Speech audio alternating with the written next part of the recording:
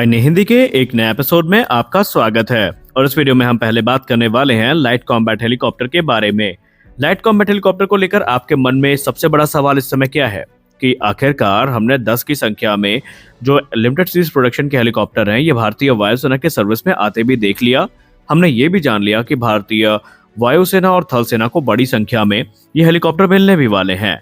लेकिन सबसे बड़ा सवाल तो यही है ना कि आखिरकार जो 156 हेलीकॉप्टर्स की खरीद की बात हमारे द्वारा की जाती है ये फाइनलाइज कब होगी।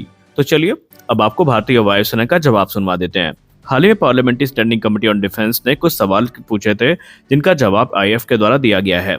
रिपोर्ट्स के हिसाब से बात माने तो भारतीय वायुसेना को 10 की संख्या में जो लिमिटेड सीरीज प्रोडक्शन के एलसीएच हेलीकॉप्टर हैं ये ऑलरेडी मिल चुके हैं। और इसके अलावा जो 15 जनवरी 2024 थी उस दौरान 156 की संख्या में जो लाइट कॉम्बैट हेलीकॉप्टर हैं इनकी खरीद की मंजूरी मिली थी, या यूं कह लें इनको एक्सेप्टेंस ऑफ नेसेसिटी मिली थी। और उसके बाद से 156 में से 90 हेलीकॉप्टर क्रमशः भारतीय थल सेना को आवंटित किए जाने थे और 66 हेलीकॉप्टर भारतीय वायुसेना के लिए सुनिश्चित किए जाने थे। इसके लिए रिक्वेस्ट फॉर प्रपोजल भी इशू कर दिया जाता है इंडियन एयरफोर्स के द्वारा या यूं कह लें मिनिस्ट्री ऑफ डिफेंस के द्वारा हिंदुस्तान एरोनॉटिक्स लिमिटेड को। अब अगर हम लेटेस्ट रिपोर्ट की बात माने तो 16 अगस्त 2024 को टेक्निकल इवेल्युएशन कमेटी का गठन किया जा चुका है और वो आगे के प्रोग्राम को लेकर चल रही है। और बहुत जल्दी जब चीजें फाइनलाइज हो जाएंगी तो 156 हेलीकॉप्टर्स का जो ऑर्डर है ये पूरा कर लिया जाएगा। ये हेलीकॉप्टर काफी महत्वपूर्ण हमारे लिए बन जाते हैं क्योंकि जब बात हाई एल्टीट्यूड वॉरफेयर की आती है तो इनका कोई भी सानी नहीं है। मामले की गंभीरता का अंदाजा इसी बात से लगा सकते हैं कि भारतीय थल सेना को ओपनली आकर पब्लिक में यह कहना पड़ गया था कि ये हेलीकॉप्टर जो कर सकते हैं वो अपाचे के बस का भी नहीं है, क्योंकि अपाचे अटैक हेलीकॉप्टर भारी हेलीकॉप्टर है और फुल वेपन लोड आउट के साथ उनको इस एल्टीट्यूड पर उड़ाना, खासकर जो हमारे सियाचिन ग्लेशियर जैसे इलाके हैं, बहुत ज्यादा मुश्किल है। तो इसीलिए उन्होंने एलसीएस जैसे हल्के हेलीकॉप्टर पे अपना जो इंटरेस्ट है वो दिखाया है और एक लंबे समय से ये हेलीकॉप्टर वहां पर मौजूद भी है और अपनी काबिलियत का लोहा मनवा चुका है।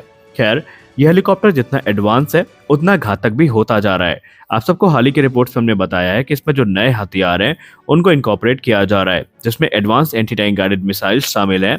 इसके अलावा यहाँ पर आपको आने वाले भविष्य में एयर लॉन्च लोइटरिंग म्यूनिशन भी देखने को मिलने वाले हैं, यानी एयर लॉन्च कामिकाजी ड्रोन से भी इनको इक्विप किया जा रहा है। और सबसे इंपॉर्टेंट चीज जो हमने अभी आपको बताई हाल ही में वो है इसमें एक मिनी रेडार का इनकॉर्पोरेशन। जी हाँ, आपने सही सुना, इसके लिए एक मिनी एसा रेडार प्लान किया जा रहा है। हालांकि चीजें अभी अंडर डिस्कशन है, लेकिन अगर वो सच में आगे बढ़ती हैं तो आने वाले भविष्य में लाइट कॉम्बैट हेलीकॉप्टर में आप एक मिनी एसा रेडार भी देखेंगे जिसके चलते लॉन्ग रेंज डिटेक्शन जो हो गया वो काफी ज्यादा अच्छा हो जाएगा। और सबसे खास बात तो यहाँ पर ये है कि इसको लगातार जो वेपन एडवांसमेंट है वो मिलती रहेगी, जहाँ पर 70 और 80 mm के जो हाइड्रो रॉकेट्स हैं वो इसमें शामिल किए जाएंगे या शामिल किए जा चुके हैं। और उसके अलावा जो अलग अलग प्रकार के एंटी टैंक गाइडेड मिसाइल्स हैं वो भी भविष्य में इनको मिलती रहेंगी। भारतीय थल सेना ने पहले भी कहा है कि जब उनके पास उचित संख्या में ये हेलीकॉप्टर्स हो जाएंगे तो फिर जो काउंटर इंसर्जेंसी ऑपरेशंस हो गए या फिर दूसरे जो हमारे मिशंस हो गए वो इन हेलीकॉप्टर्स की सहायता से पूरे किए जाएंगे। लाइट कॉम्बैट हेलीकॉप्टर की जरूरत हमें सबसे ज्यादा तब महसूस हुई थी जब कारगिल युद्ध हुआ था। उस समय भारतीय वायुसेना के पास कोई भी डेडिकेटेड अटैक हेलीकॉप्टर नहीं था और हमने मी-17 जैसे हेलीकॉप्टर्स में रॉकेट पॉड लगाकर उनका यूज किया था। और उसके बाद से इस प्रोग्राम की शुरुआत होती है और आज इस प्रोग्राम में हम इतना आगे आ चुके हैं कि ये प्रोग्राम मास प्रोडक्शन के लिए तैयार है और हिंदुस्तान एरोनॉटिक्स लिमिटेड की जो फैसिलिटीज हैं वो भी ऑलरेडी बन के तैयार है, जहां पर इन हेलीकॉप्टर्स का निर्माण बड़ी संख्या में किया जाना है और क्रमशः भारतीय थल सेना और वायुसेना को ये हेलीकॉप्टर प्रदान किए जाने हैं। देखना यह है कि ऑफिशियल कॉन्ट्रैक्ट कब साइन होता है। हमारी अगली बड़ी अपडेट भारतीय वायुसेना और भारतीय नौसेना दोनों को लेकर आ रही है। दोस्तों, भारतीय वायुसेना ऑलरेडी 36 की संख्या में राफेल फाइटर्स को ऑपरेट करती है और भारतीय नौसेना भी अपनी रिक्वायरमेंट्स को देखते हुए 26 की संख्या में राफेल एम की डील को फाइनलाइज करने वाली है। लेटेस्ट रिपोर्ट्स की बात माने तो सभी चीजें हो चुकी हैं, कुछ फॉर्मेलिटीज ही बाकी हैं जिनके बाद जो डील है ये फाइनलाइज कर ली जाएगी। लेकिन ये सारी चीजें चल ही रही थी कि एक इंटरेस्टिंग रिपोर्ट सामने आती है जहां पर पता चलता है कि जब राफेल एम की डील फाइनलाइज करी जाएगी तो उसके साथ एक और बड़ी डील फाइनलाइज करी जाएगी जो कि भारतीय नौसेना और भारतीय वायुसेना दोनों के लिए इक्वली इंपॉर्टेंट होगी। और ये डील है मीटियोर मिसाइल्स की। जी हाँ, आपने सही सुना, जब भारत ने 36 की संख्या में राफेल फाइटर्स को खरीदा था तो उनके साथ तकरीबन 250 की संख्या में जो मिसाइल्स हैं जो कि मीटियोर मिसाइल्स हैं ये खरीदी गई थी।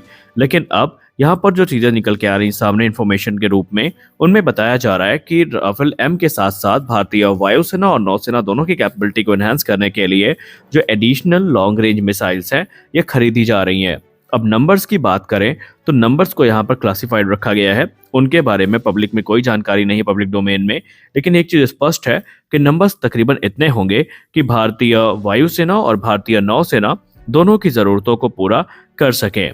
अब अगर हम राफेल फाइटर्स की बात करें तो भारतीय वायुसेना इनकी परफॉर्मेंस से काफी खुश है और संभावित है कि अगर कभी एमआरएफए होता है तो उसमें यही फाइटर्स होंगे जो विजेता घोषित होंगे। लेकिन भारतीय नौसेना ने इनको ऐसे ही सेलेक्ट नहीं किया है। भारतीय नौसेना ने इनको एक्सटेंसिव ट्रायल से गुजारा है और इन्होंने कंपटीशन में MiG-29K और F-18 सुपर हॉर्नेट ब्लॉक 3 को हराया हुआ है। भारतीय नौसेना ऑलरेडी इस डील को फाइनलाइज करने से पहले कुछ कमिटमेंट है जो फ्रांस से चाहती है। भारतीय नौसेना का कहना है कि फ्रांस को पहले ये स्पष्ट कर देना चाहिए कि क्या वो भारतीय नौसेना की रिक्वायरमेंट को पूरा करेंगे। सबसे बड़ी रिक्वायरमेंट है इसको लॉन्ग रेंज की एंटीशिप मिसाइल से इक्विप करना। इसमें एक्सोसेट मिसाइल की बात नहीं हो रही है, यहाँ पर बात हो रही है ब्रह्मोस NG और रुद्रम 2 की। इसके अलावा यहाँ पर एक और चीज सामने निकल के आई है कि भारतीय नौसेना ने पहले ही स्पष्ट कर दिया है कि वो भारतीय वायुसेना की तरह जो अस्त्र में सीरीज की मिसाइल्स हैं उनको ऑपरेट करने के लिए इच्छुक हैं। और अगर फ्रांस इसके लिए तैयार है तो भारतीय नौसेना इस डील को अतिशीघ्र फाइनलाइज करना चाहेगी। और फ्रांस के तरफ से भी इसको लेकर सकारात्मक संकेत सामने आए हैं कि वो इसके लिए पूर्णतया तैयार हैं और भारतीय नौसेना जो भी मॉडिफिकेशन बोलेगी वो करेंगे। अब अगर हम बात करें भारतीय नौसेना के राफेल एम की, तो ये जो बेसिकली एयरक्राफ्ट हैं ये काफी रिलायबल माने जाते हैं और मल्टी रोल कैपेबल हैं और आने वाले भविष्य में इन्हें क्रमशः INS विक्रमादित्य और INS विक्रांत से ऑपरेट किया जाएगा। यही नहीं बल्कि भारतीय नौसेना का तो ये भी कहना है कि ये जो एयरक्राफ्ट है ये हार्श मैरीटाइम एनवायरनमेंट में भी काफी अच्छे से ऑपरेट कर सकते हैं और यही कारण है कि भारतीय नौसेना की पहली पसंद बन के ये सामने आए हैं। अब अगर हम मीटियोर मिसाइल की बात करें जिनके इंडक्शन की बात चल रही है तो ये काफी महत्वपूर्ण हो जाता है क्योंकि ये एक एडवांस रैमजेट प्रोपल्शन के साथ आती है जिसकी वजह से इनकी टॉप स्पीड मैक 4 की हो जाती है और इनकी जो रेंज है ये 100 किलोमीटर को भी पार कर जाती है। और यही कारण है कि भारतीय नौसेना हो या भारतीय वायुसेना हो दोनों इनको लेकर बहुत ही ज्यादा उत्साहित नजर आते हैं। खैर हमारे पास इनका जो इंडिजिनस अल्टरनेटिव है वो भी मौजूद है, वो है अस्त्र मार्क 2 जो कि टेस्टिंग से गुजर रही है और माना जा रहा है कि जब वो अपने टेस्ट को पूरा करेगी तो उसके बाद जो कैपेबिलिटी है कहीं ना कहीं वो मीटियोर के बराबर उसमें हो जाएगी। लेकिन तब तक हम मीटियोर मिसाइल को एक उचित संख्या में खरीद के रखेंगे कि कोई भी विषम परिस्थिति आती है तो उसको हम टैकल कर सकें। और रही बात राफेल डील की तो संभावित है कि फाइनेंशियल ईयर 2024-25 के पहले ही ये डील फाइनलाइज हो जाएगी या यूं कह लें अगले फाइनेंशियल ईयर के शुरू होने से पहले ही डील को फाइनलाइज करने का प्रयास किया जाएगा। और यहाँ पर कुछ औपचारिकताएं ही हैं जिनके पूरा होने के बाद डील फाइनलाइज हो जाएगी। तो आज के इस वीडियो में बस इतना ही, मिलते हैं अगले वीडियो में कुछ अपडेट्स के साथ, तब तक के लिए जय हिंद।